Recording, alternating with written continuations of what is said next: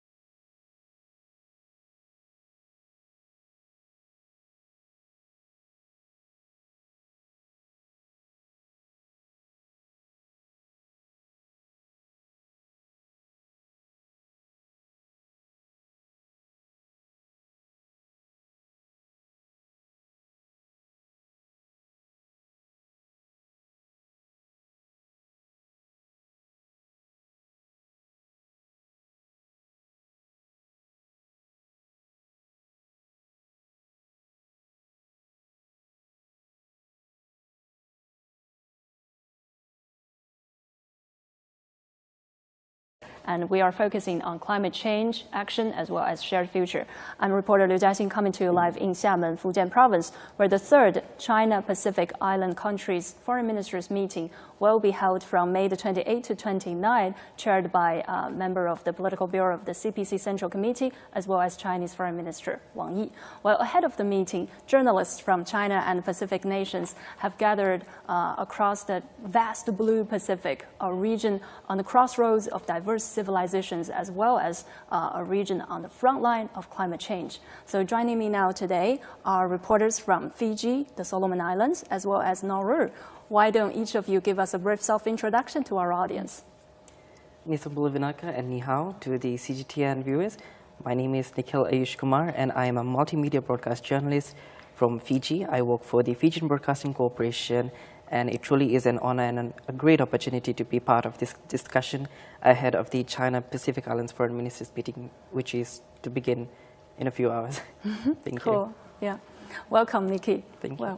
What about Hello, Delhi? I'm Delhi from Delhi, Sharon, also from the Solomon Islands. I'm so pleased to be here in China to attend the China International Press Communication Center hosted study tour. And I'm so honored to be given the opportunity alongside my Pacific Island journalists to come and cover this very important meeting of the Chinese Pacific Islands Foreign Affairs Ministers. Well, glad Thank you you like it. Glad you like this intense study trip. Well, what about you, Raymond? My name is Raymond. Kamawi Romo, Niao. My name is Raymond Terua. I'm from Nauru. I work for news television. That's very cool. Yeah, because earlier you told me you were a cameraman. Cameraman. Well, this is the first time that you are standing on camera. Yeah, I'm always behind the camera. Now I face the camera. Great. Well, take it easy. Yeah. As journalists, we all know that beneath the waves lie not only the shared survival challenges, but also untold stories of collaboration. So that's why today our discussion will charter through three dimensions, which are truthful climate storytelling, as well as multidimensional narratives on development, mutual development, and last but not least, we will look into our expectations towards the future collaboration. So let's start from the most urgent topic, which is climate change action. Well, I mean, with sea levels rising 5 millimeters annually, as well as coral bleaching, shifting from jargons to fishermen's daily concerns, I wonder, what does climate change mean for the Pacific in your reporting? Shall we start clockwise from Nikki? Oh, sure. Well, climate change is an undeniable part in our reporting in the Pacific because it is part of our daily lives. It intersects and is intertwined with basically everything and anything.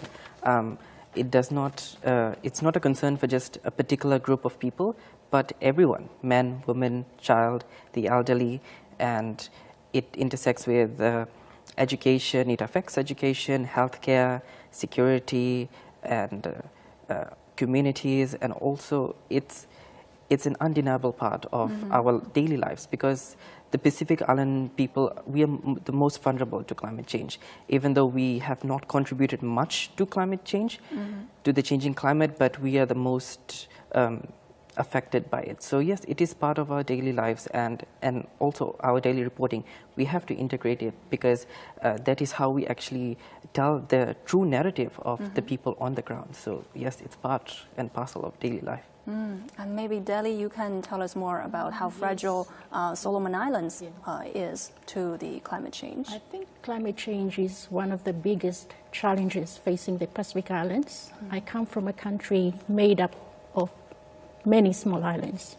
And some of the islands are so tiny that the sea level is... About you, Raymond? For us, Pacific Island, the most important about the climate change because the sea level rising affect our island. As facing the Pacific Island, facing the climate change, the story needs to be heard. Exactly. So actually China and Fiji are both climate change victims and also allies. You know, as far as I'm concerned, that in March 2024, China has donated 4,300 LED streetlights, as well as 50 lampposts and 2,000 household solar power systems to Fiji. So tell us more about it, Nikki. How has this project been received locally? So under the China South-South Cooperation, Fiji was fortunate enough to receive this assistance from China, and it is being well received by the communities because our Prime Minister was the one who commissioned this to the villages in Takondrove, which is in the northern part of Fiji, and also to other communities as well, not just to the north but elsewhere. And it's been received well because people have been told to actually be mindful and to take responsibility and use it for their benefit, and also to use it responsibly because these solar panels, these solar streetlights are actually much needed and very practical in today's ever-changing world, especially in climate change, and because it can be used for every aspect to keep communities safe, to keep communities well lit, and also to assist during natural disasters, to actually assist search and rescue operations, and to also assist people if they need in terms of crisis or in terms of any disasters, so that people can access them much better. So yeah, it has been well received. And we are grateful to the Chinese government for actually giving us this opportunity and actually giving us these resources, because it is much needed, and sometimes the simple acts such as solar lights goes a long way, because it affects, or rather impacts, people's life, and it actually improves them as well. So yes, it has been well received.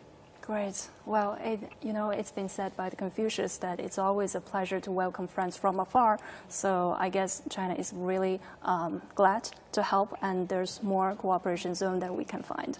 So also, China's commitment is also unfolding in the Solomon Islands. Since March 2022, China has been providing medical assistance to the country. And by March this year, the 4th batch of Chinese medical teams has arrived on the islands. Well, Daddy, you know this better than us. Maybe let us know what hopes have the contributions of the Chinese medical teams brought to the local people. Let me first of all state that medical cooperation is one of the significant cooperations under the Solomon Islands-China bilateral relations. And after we signed our bilateral relations in 2019, we have seen China step in to address a lot of the issues that we face in the country, especially critical issues that affect people's lives, and medical is one of them. Since 2022, in March, China started deploying medical teams to Solomon Islands. Around 10 medical officers sent them to be based at the National Referral Hospital. And during their one-year stay, they go out to the provinces providing medical services, critical medical services throughout our country. We are geographically scattered, and sometimes it is really hard for people to get to where the medical services are. So their dispatchment to the provinces has been very meaningful in addressing people's lives in terms of medical needs.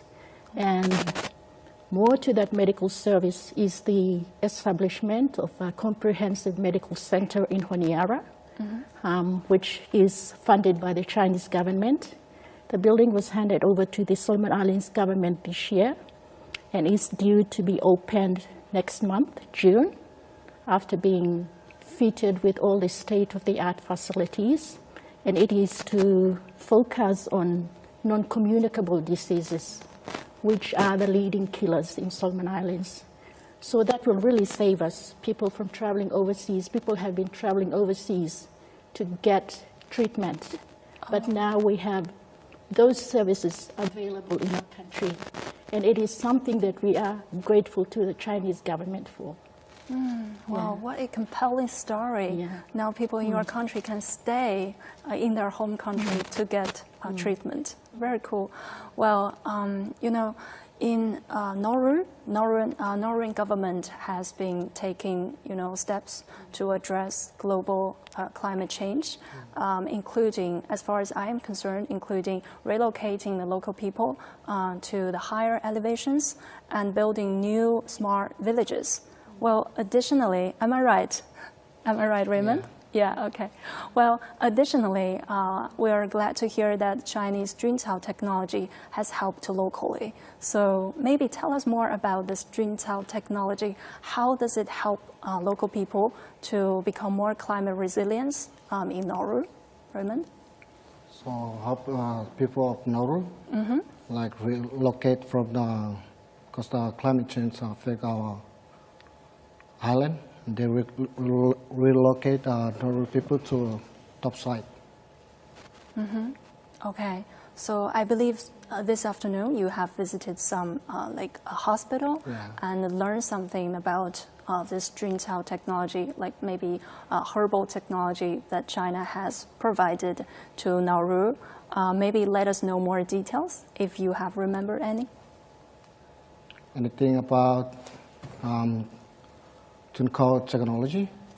Yeah. It's not be produced in Nauru, but they plan to invite the Nauru for the truthful technology tour in China and training in Fiji.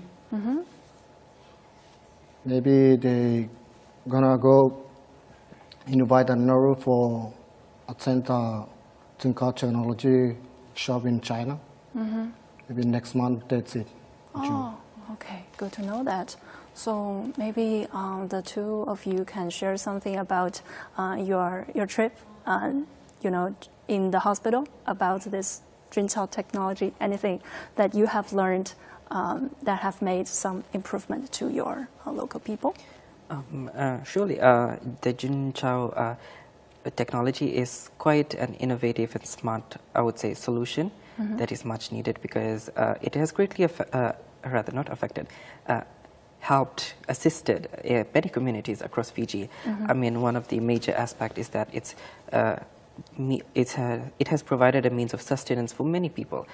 It has enabled people to grow mushrooms and sell them so they can become entrepreneurs, they can farm their own food, and also this Junzhao technology is also used to assist in preventing soil erosion and erosion along the coastline, the riverbanks, because due to intense rain, our coastlines, our shorelines, and also our riverbanks are eroding. So this Junzhao technology is actually assisting in preventing more erosions and affecting more communities.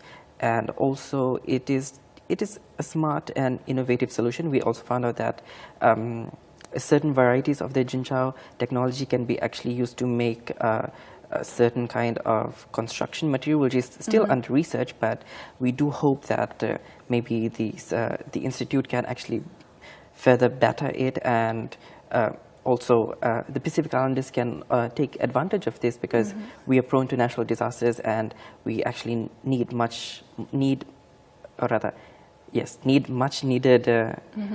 disaster resilient infrastructure and building materials. So yes, it's been amazing. Wow, now you tell me. Great. Yeah. So Delhi, maybe any takeaway you have received from this China tour, China study tour that you have just embarked, maybe in Xiamen, Fujian Province? Would you like to share something with us? There is so much, since coming here. In China in April, I've seen so much that I've learned a lot from. I first came here to China in 2004. It was a different China. And when I came back, I couldn't believe what I see. It was a great transformation. Yeah, the transformation is real. I've read about it after being in China in 2004. I know how the poverty level at the time, it was at an very, very high level that you can actually see on the streets. And when I came back, like it just disappeared, like it's a miracle. What happened? So that is something that I'm so astonished with. And after hearing lecturers lecture us on the modernization of China, I've learned a lot. And it's all due because of the Chinese democracy system that is based on Chinese characteristics. It has helped transform this nation. And the amazing transformation is all due because of that governance system. I think that is what we are lacking in my country. Yeah. It is a liberal democracy, and I think we need to learn a lot from China. Yeah. The transformation is just too much. Quite impressive. Based on your seasoned experience, you are also a witness to Chinese development. And also Chinese modernization is never just about China. It's about, introducing and sharing all these technologies with our, with our partner countries. What I'm amazed about is that China is trying to help other countries with its vision for a shared future for mankind. It is trying to help others to also feel the change, the transformation that it has achieved. So that is something that we embrace China for. Yeah, it is something that we need to learn from, and the Chinese have a good work ethics. Yeah, there are people who work. You don't see them sit around. You see them work. So for us, for me, that is something that I must learn from, and other Pacific Island states people. Yeah. Wow, thank you. Glad you are impressive about your tour here. And what about Raymond? Anything you would like to share with us? So about my trip in China, my first time in China. I've been in Mongolia last 2 weeks. But so many different, in Mongolia, like a factory for the making of milk, factory for the tomato, factory for strawberry. But the most important thing when I came in China, my first time to see a Chinese, they're friendly, they communicate. Maybe I want to come back to China next time. Love China. Because you are received warmly, and people, whenever they saw you, they see you, and they wave their hands to you, they say, "Hey, and let's take pictures together." I guess that brings you to China again. And if I may add on to that as well, I have been here with a few of my colleagues since the end of February as well. So we have had the opportunity to visit Hainan, in Mongolia as well, and now in Fujian. So it really is amazing to see how much actually is happening in China, actually. And one thing why I believe me and my colleagues here, we resonate so much is because we come from the Pacific, and Pacific Islanders are known for embracing their families. That's a big part of who we are. That's a big part of our identity. And it's very much similar here in China as well. People value their family unit very much. They respect them, they embody them. So I think that is what makes this connection even more sincere and even more meaningful. So it truly is remarkable to see so much similarities as well. And yeah, it's really amazing. Wow. So the similarities in culture and differences in some other parts brought us together, which lead us to the second part. So from your compelling stories, I've learned that sometimes, development is about vibrant data and mutual storytelling. So Fiji, the Solomon Islands, as well as Nauru are all co-authoring China's BRI chapters, and in this part I would like to invite all of you to share the most compelling BRI stories that you've heard. So why don't we start from Nikki, because we learned that Fiji hosts multiple Fijian Chinese markets, Confucius institutes, as well as some infrastructure. Which story resonates most with you? I think each story has its own a compelling narrative that needs to be told. I mean, the China-Fiji markets, I think we have had amazing trade expos between the two nations. I believe last year, towards the end of last year, there was a lot of Chinese companies that came to Fiji for trade expos, and we got to learn so much about the variety and the advantages of so much Chinese technology and innovation that can actually help us as well. And that is not just limited to technology, but trade as well, which is an important part of, globalization in this modern era that we live in. Another part is also the China Railway Group. Actually, I live in Nafua in Fiji, which is close to the Namosi province and Serwa province. So our hospital was actually made by this company under the China Railway Group. So it is one of the largest hospitals in Fiji. So that is again a great assistance as well, modern facilities. And also another aspect I would like to touch on is the Confucius Institute.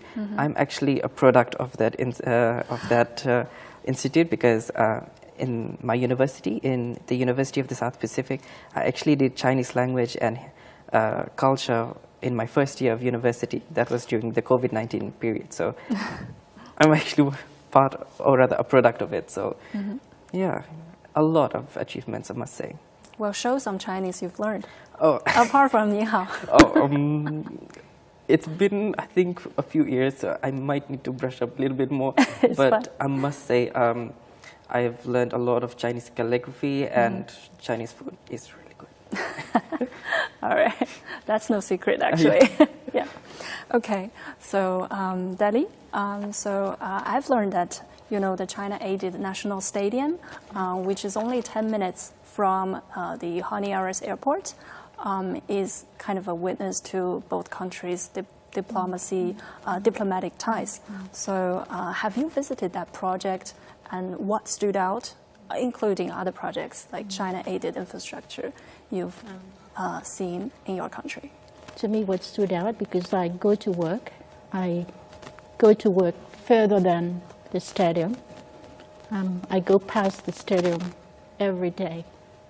And to me, it is a reminder of the ever-growing relationship between Solomon Islands and China. The stadium itself gives an impressive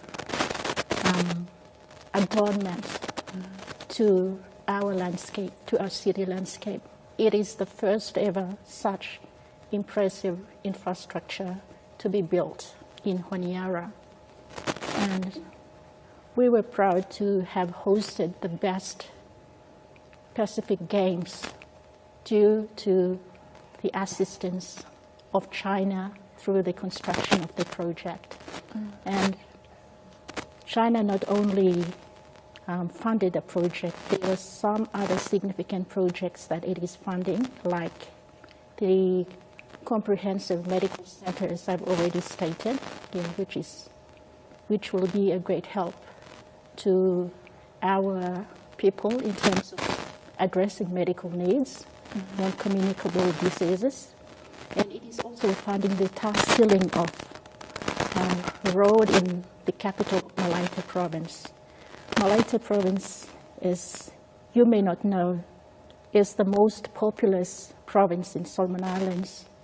And there is not much infrastructure development, and people tend to go to Honiara to find jobs.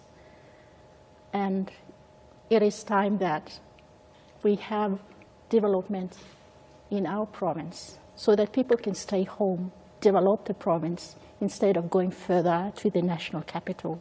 And for that, people are grateful to China for seeing it fit to fund this fundamental project. And it is ongoing at the moment. It's due to be completed sometimes this year. So, it is one of the significant projects under the Solomon Islands-China bilateral relations. Well, your words certainly tell us that these projects go beyond construction, and they tied us closer now. Okay, so now I'm going to turn to Raymond, because I've learned that, you know, in southwestern Nauru, the Iwo port modernization projects has taken shape, and it is built by a Chinese company. But beyond that, Chinese firms have also been involved in some other projects, like in the photovoltaic power generation and energy storage system project. So among all these, you know, initiatives, like what improvement does these projects bring to local communities, as far as you are concerned? The upgrade of the Nauru ports is the big difference to our community, to provide and export the food to the Pacific region. And the power generation, the system project, so it's good for our, like, they make like a solar panel make cost less for our people to connect from Nauru, to connect the solar panel to the power generator, for make the cost less. Oh, make the cost less. Have you visited the project by yourself? Since you are a cameraman and photographer, did you film these projects by yourself? In the, what do you mean, in the solar panel or the port? Both, or either one. Yeah. Oh, so you've seen them in your own eyes. Yeah. Great. Okay. So yeah, I guess all your telling of the mutual development stories lead us to the third part, which is, you know, looking forward, which is looking beyond, like as the third China Pacific Island countries foreign ministers meeting approaching, what issues do you prioritize, and what pragmatic cooperation do you hope to see during this time? Shall we start maybe from Nikki?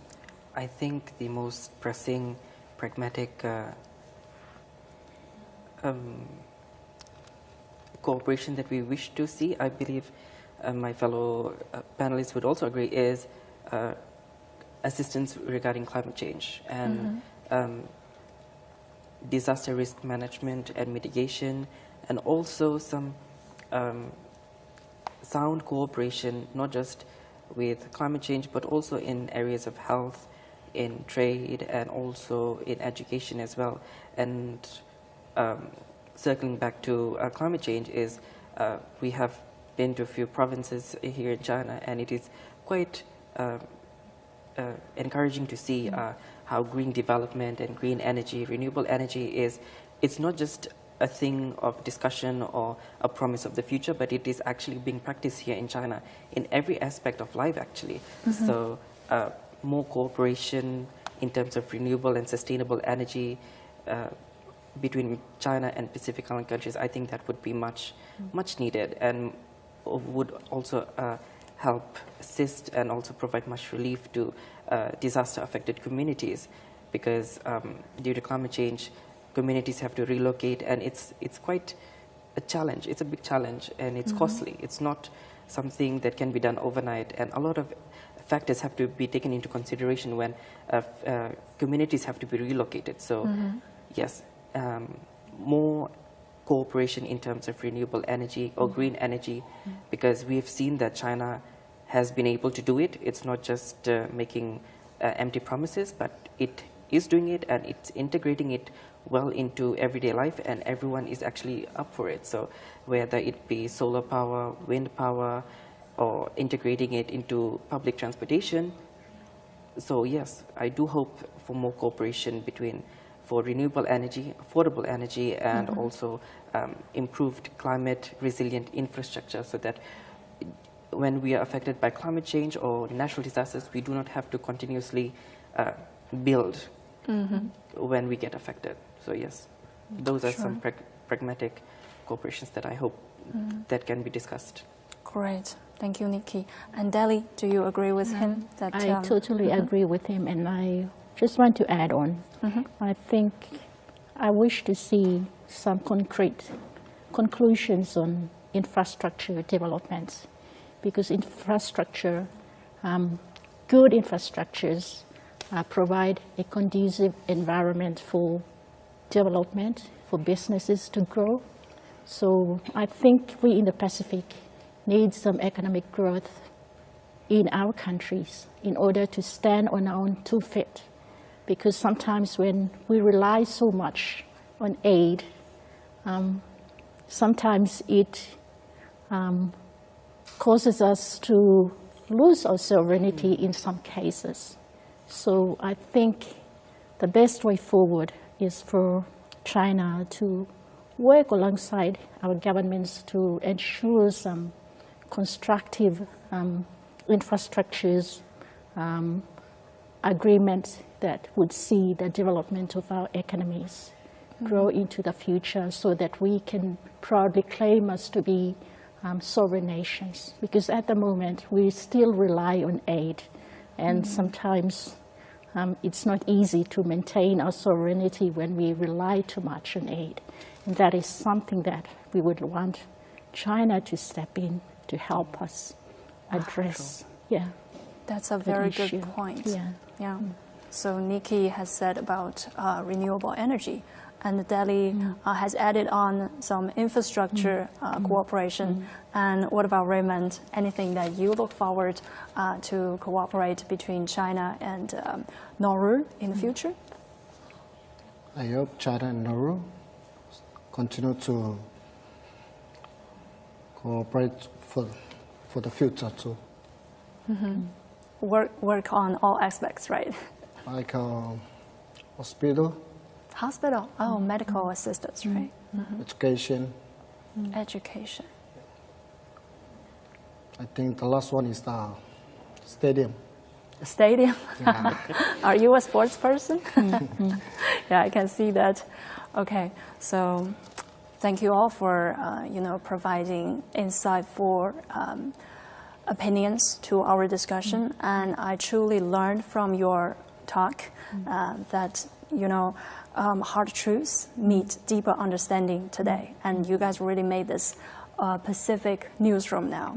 So thank you all for contributing to our discussion across the vast blue Pacific, and thank you to our audience for watching. This Foreign Ministers meeting is approaching. So please stay tuned, and we'll see you next time. Bye-bye. Thank you. Thank you all.